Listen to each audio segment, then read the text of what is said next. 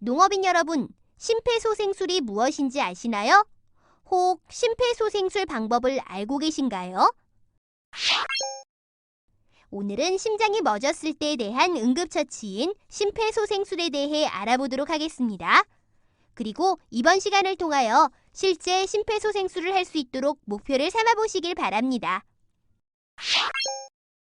먼저 심폐소생술을 배워보기 전에 인체기관인 심장과 폐를 알아야겠죠?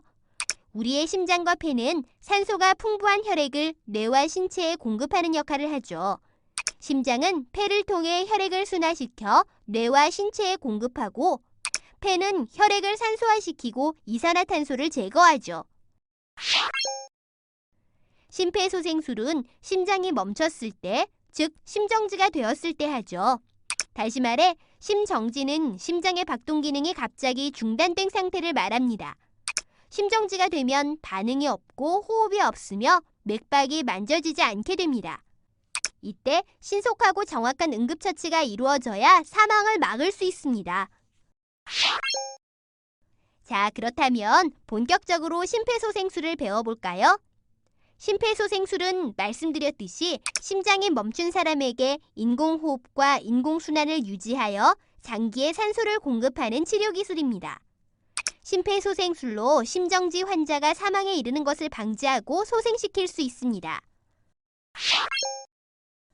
심폐소생술을 해서 심정지 환자를 살리는 가장 중요한 점은 바로 시간입니다. 일단 심정지가 되면 생명 유지에 가장 중요한 장기인 뇌와 심장의 산소 공급이 끊기게 되는데요. 이 때문에 시간이 지날수록 생존 가능성은 줄어들게 됩니다. 심정지가 발생되면 우리 몸속의 혈관에는 약 4분 정도까지 생명을 유지시킬 수 있는 산소가 남아있게 되는데요. 4분 이내에 심폐소생술이 실시되면 완전 소생의 기회가 높아집니다. 그런데 4분 이상 심폐소생술을 하지 않으면 뇌손상이 생기고 10분 이상 방치하면 사망하게 됩니다. 그러므로 심정지가 발생되면 지체 없이 심폐소생술을 하는 것이 매우 중요합니다. 심정지 환자의 생존 시술은 다음과 같이 하시면 됩니다. 심정지 환자가 발생했다. 그러면 바로 119로 신고 전화를 합니다. 그리고 응급의료 종사자가 올 때까지 목격자가 심폐소생술을 하는데요. 목격자에 의한 즉각적인 심폐소생술은 심폐소생술이 시행되지 않은 경우보다 심정지 환자의 생존율을 2~3배 향상시킬 수 있습니다. 그리고 만약 제세동기가 있으면 사용해 주시면 되는데요. 제세동기는 뒤에서 자세히 배우겠지만 일반인도 훈련만 거치면 쉽게 사용할 수 있습니다. 그리고 병원에 도착하게 되면 전문 소생술을 실시하면 됩니다. 다시 한번 강조하지만 심정지 환자가 발생하면 119로 신속히 전화로 신고하고 응급의료 종사자가 도착할 때까지 심폐소생술을 멈추지 않고 해야 하며, 제세동기가 있을 경우 제세동기를 사용하면 됩니다. 그리고 병원에 도착한 다음 전문 소생술을 실시하면 됩니다. 이렇듯 즉각적인 심폐소생술로 환자의 생명을 구할 수 있는데요. 화면에서처럼 심정지 환자의 소생 가능성은 심정지 발생 후 1분이 경과될 때마다 약 7에서 10%씩 감소합니다. 이때 심폐소생술을 시행하면 소생 가능성은 1분에 3~4%씩 감소하게 되죠. 그리고 목격자에 의해 즉각적인 심폐소생술을 시행한 경우는 시행하지 않은 경우에 비해 2~3배 더 높은 생존율을 보이고 있습니다. 심폐소생술에 대한 국내 현황입니다. 심정지 발생 장소는 가정에서 많이 일어나는데요. 비율이 60%나 됩니다. 목격자 심폐소생술 시행은 5.8%밖에 되지 않고 있고요. 심정지 환자 생존율은 5% 미만밖에 되지 않습니다.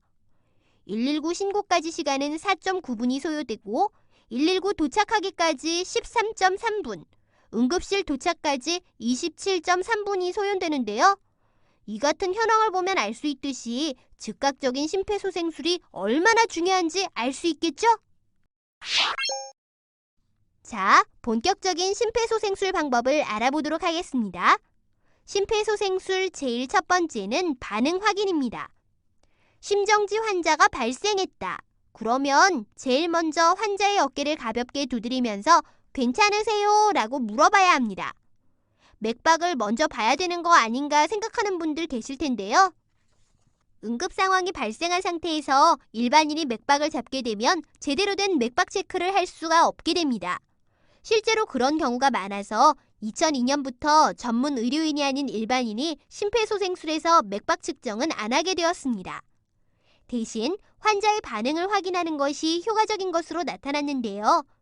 심장이 멈춰 피가 안 돌게 되면 뇌가 가장 먼저 영향을 받게 되면서 뇌의 기능이 마비되고 의식이 없어지게 됩니다. 그러면 불러도 깨어나지 않게 되죠. 더 지나면 호흡 중추의 마비로 호흡도 없어지게 되는데요. 그래서 심정지가 일어나면 의식이 없어지기 때문에 이를 확인한 후 심폐소생술을 해야 되는 것입니다. 두 번째 단계는 본인이나 주변에 도움을 요청해 신속히 119에 신고를 하는 것입니다. 그런데 앞에서 말했듯이 119 신고까지 보통 4.9분이 걸린다고 했는데요. 이 시간에 팔다리 주무르기, 청심환 먹이기, 가족에게 연락하기, 바늘 찾기 등을 먼저 하는 바람에 신고가 늦어지고 있다고 합니다. 신고가 늦어지면 늦어질수록 심정지 환자의 생존 가능성은 줄어든다는 거 아시죠? 그러니 심정지 환자가 발생하면 환자의 어깨를 가볍게 두드려 반응을 확인하고 반응이 없으면 본인이나 주변의 도움을 요청해 즉시 119에 신고를 해야 합니다. 이때 현장 위치, 연락처, 환자 발생 상황과 환자에게 시행하고 있는 응급조치 내용을 정확히 알려줘야 합니다. 다음 단계는 기도 열기입니다. 환자를 딱딱하고 평평한 바닥에 눕힌 뒤에 이마를 뒤로 젖히고 턱을 들어 올립니다. 그 다음에는 호흡을 확인하는데요. 환자의 기도를 열린 상태로 유지하면서 환자의 입과 코 부위에 자신의 귀를 댑니다. 그리고 환자의 가슴이 오르내리는지를 보고 환자의 호흡음을 듣고 공기의 흐름을 느낍니다. 이것을 5초에서 10초 동안 시행합니다. 심정지 환자의 반응 확인, 신속한 신고, 기도 열기, 그리고 호흡을 확인한 후에는 인공호흡을 하면 됩니다. 인공호흡은 환자의 기도를 열린 상태로 유지하면서 한 손으로 환자의 코를 막고 구조자의 입으로 환자의 입을 완전히 덮습니다. 그리고 1초 동안 환자의 가슴이 올라갈 정도로 숨을 불어넣는데요. 이것을 2회 실시합니다. 인공호흡 2회를 실시한 다음 흉부압박을 가하면 됩니다. 흉부압박은 환자의 양측 유두를 잇는 가상의 선에서 중간 부위의 흉골을 압박하면 됩니다. 흉부 압박을 할 때는 그림과 같이 한쪽 손바닥의 두덩 가운데를 압박 위치에 대고 그 위에 다른 손바닥을 평행하게 겹쳐 두 손으로 압박합니다. 손바닥은 펴거나 깍지를 끼며 가슴에 닿지 않도록 합니다. 팔꿈치는 펴고 팔이 바닥에 수직을 이루도록 하여 체중을 이용하여 압박하면 됩니다. 흉부 압박을 할 때 효과적으로 하기 위해서 몇 가지 요령이 있는데요. 가슴을 3개 빠르게 압박합니다. 분당 100회의 속도로 4-5cm 깊이로 압박합니다. 압박과 이완의 시간은 같도록 하고 각각의 압박 후에는 가슴이 완전히 올라오도록 합니다. 그리고 흉부 압박이 중단되는 것을 최소화해야 합니다. 흉부 압박과 인공호흡의 비율은 30대 2로 시행하는데요. 즉, 인공호흡 2회 실시하고 다음에 흉부 압박 30회 실시, 다시 인공호흡 2회, 이어서 흉부 압박 30회, 이런 식으로 반복하면 됩니다.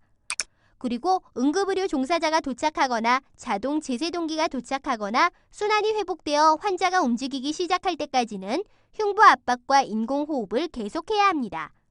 그리고 2분마다 흉부 압박 시행자를 교대해 주는 것이 좋습니다. 흉부 압박 단독 심폐소생술이라는 것이 있는데요. 이것은 심정지 상황에서는 순환 혈류가 적어서 적은 호흡량으로도 정상적인 호흡의 기능을 유지할 수 있기 때문에 구조자가 인공호흡을 시행할 수 없는 상황이거나 하고 싶지 않을 경우에는 심정지 환자에게 흉부 압박만 시행하는 흉부 압박 단독 심폐소생술을 시행할 수도 있습니다. 다음은 회복 자세입니다. 인공호흡과 흉부 압박까지 한 다음 정상적인 호흡과 효과적인 순환을 보이지만 반응이 없는 성인 환자에게 사용하는 자세입니다. 환자를 거의 옆으로 누운 자세를 취하게 하고 머리는 아래를 향하고 몸 앞쪽의 한쪽 팔을 바닥에 대고 다른 쪽 팔과 다리를 구부린 채로 환자를 옆으로 돌려눕히면 되는데요. 이는 기도 개방을 유지하고 기도 폐쇄와 흡인의 위험성을 줄이기 위한 목적으로 시행됩니다. 심폐소생술에 있어 선한 사마리아법이라는 것이 있는데요. 선한 의지를 가지고 행하는 일반 시민의 인명구조 활동을 법률적으로 보호할 수 있도록 심각한 응급 환자에 대한 일반인의 응급처치로 인하여 발생하는 민사 또는 형사 책임은 경감 또는 면제하도록 제도적 장치를 마련하기 위해 제정되었습니다.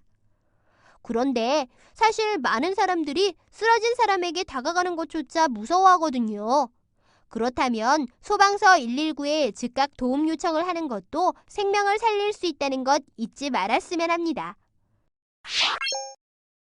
심폐소생술 실제 영상입니다. 함께 보시죠. 그렇다면 앞서 언급한 제세동기에 대해서 알아볼까요? 제세동은 심정지 환자에게 시행하는 전기 충격으로서 심전도상 심실세동이나 맥박이 없는 심실성 빈맥을 종료시키기 위해 심근의 비동시성 탈분근을 유도하는 시술을 말합니다. 이를 위해 자동 제세동기 AED가 있는데요. 자동 제세동기는 119 구급차 및 공공장소에 보급되어 있습니다. 자동 제세동기는 환자에게 전극을 붙여놓기만 하면 제세동기가 환자의 심전도를 판독하여 자동으로 제세동하는 장치입니다. 약간의 훈련만 거치면 일반인도 사용할 수 있어 심정지 환자의 생존율을 향상시킬 수 있습니다. 자동 제세동기 AED 사용 순서를 알아보겠습니다.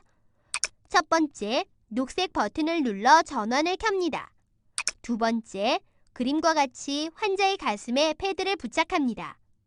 세 번째, 패드의 연결선을 자동 제세동기와 연결시킵니다. 네 번째, 자동 제세동기가 리듬을 분석하며 분석하는 동안 환자와 접촉을 피합니다. 다섯 번째, 제세동이 필요한 리듬이면 환자와의 접촉을 피하고 빨간색 버튼을 눌러 제세동을 시행합니다. 최근 몇 년 사이 심장마비 사망률을 줄이기 위해 자동 제세동기를 소화기처럼 설치하자는 움직임이 일고 있는데요. 역, 기차 등 공공장소에서 자동 제세동기의 설치는 이미 의무화가 되었습니다. 미국 시카고 공항에는 1분 거리마다 하나씩 비치될 정도로 중요한 역할을 하고 있는데요. 일반인도 30분만 교육받으면 사용할 수 있으며 이를 통해 환자의 생존율을 높일 수 있습니다. 자동 제세동기 실제 사용 영상입니다. 함께 보시죠. 퀴즈 나갑니다. 흉부 압박을 시행할 때 환자의 가슴 위 손을 놓아야 하는 부위는 어디일까요? 1번 흉골의 위쪽 2분의 1, 2번 심장의 상부, 유두선에 위치한 가슴의 왼쪽, 3번 흉골의 맨 아래 끝부위, 4번 흉골의 아래쪽 2분의 1, 유두선 부위의 가슴 정중앙. 지금까지 심폐소생술에 대해서 배워봤습니다. 심폐소생술은 심장이 멈춘 사람에게 인공호흡과 인공순환을 유지하여 장기에 산소를 공급하는 치료기술로 심정지 환자가 사망에 이르는 것을 방지하고 소생시키는 응급처치입니다. 심정지 환자가 발생하면 신속한 신고와 신속한 심폐소생술, 신속한 제세동, 신속한 전문 소생술이 필요하다는 것 잊지 말아주세요. 그리고 목격자의 신속한 심폐소생술로 환자의 생존율을 높일 수 있다는 것도 잊지 마시기 바랍니다. 오늘 배운 심폐소생술, 이제 여러분도 직접 하실 수 있겠죠?